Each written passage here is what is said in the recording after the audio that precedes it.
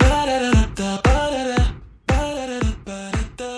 everybody, and thank you for joining us. My name is Trent Nessler, and I am the president of Rebound Vitality, our innovative wellness program offered through Rebound.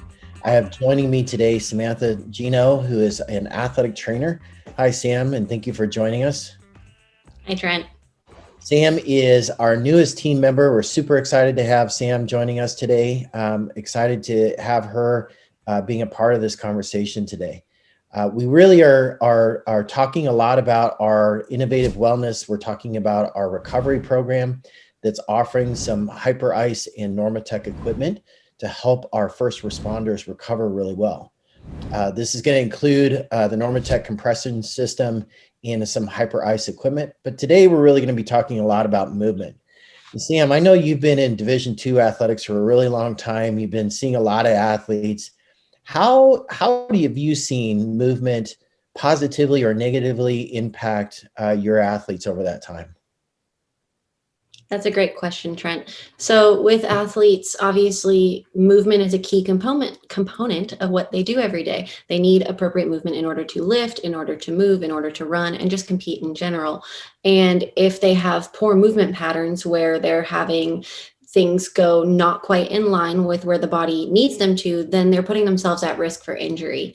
And so movement's really important to know exactly how the body's supposed to work and get those proper movement patterns in order to prevent injury and lessen the risks of injury occurring. Obviously, that's important in athletics, but how do you see movement and appropriate movement working for first responders? And that's a great question. And it's very similar to what we see in athletics. Obviously, the biggest difference I think with our first responders is that this is a life or death situation. And their movement can be very, very important, and it can really dictate things in the way that things come out. In addition to that, they're also often wearing very heavy equipment. Aside from football pads or a helmet, for our firefighters, they've got an SCBA on. Maybe they're carrying an axe and they're running up a flight of stairs. And so those small movement patterns that we see in our athletes that put them at great risk for a meniscal tear or an ACL tear, when you load that, in 75 additional pounds and run up a flight of stairs, man, that's super significant. Sam, can you tell me, obviously, again, you've worked in athletics a long time. Do you see fatigue as playing a role in how your athletes move? Absolutely. So obviously at the beginning of a game, an athlete's going to be in their peak performance time and they're going to be able to move appropriately. But as fatigue sets in, if they're not trained appropriately and it gets to the end of a 90-minute soccer game and they're going into overtime, fatigue is affecting the way they move. Their muscles aren't working at peak performance and they're going to fall into their bad movement patterns. Some of them will develop habits over time that this fatigue will cause to occur. And so if someone is fatigued and they start falling into these bad habits, then they're putting themselves at a higher risk for injury and potentially risking other people on their team or around them to cause an injury if they're not using those proper movement patterns. And it's interesting. So we've seen the same thing from a fatigue perspective.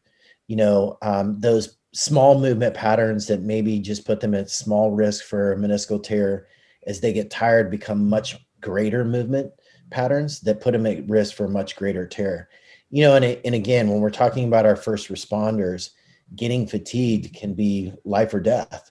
When you're running up a flight of stairs and you're tired and you've got this SCBA on and you got an axe that you're carrying along with you, obviously that's important. And it kind of leads to how we are assessing movement. So for those of you that are joining, part of this giveaway is 20 V-Perform AMI assessments. And this is really where we use a 3D wearable sensor technology that traditionally has only been, really available to high-level college athletics and professional athletics. And basically what we do is we place these sensors on the individual. We have them go through a series of movements, and the sensor and the computers that run with it basically provide us data that's within 3% of what's the gold standard or a biomechanics lab. So literally in 15 minutes, you're able to get lab quality data right there on site. And the beautiful thing about the assessment too is that it really brings in a component of fatigue. So we know fatigue is important. We know core stabilization is important. We know single limb performance is important. And these are really all the things that we're measuring with this assessment. So, not only are you going to go through a core movement, not only are you going to go through squats, but you're going to move into single limb exercises, which quite honestly, the test is designed to make people tired. It's not meant to see what you look like when you first jump off the fire truck and run into the fire.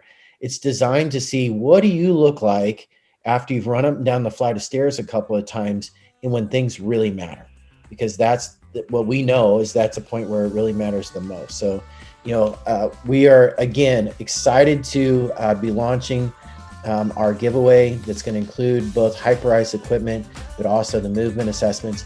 For those of you that are interested in this, you can log on to our website at www.justrebound.com and go to our services page, and you can see more about our 3D movement assessment. You can see more about our recovery program, and you can register for our giveaway.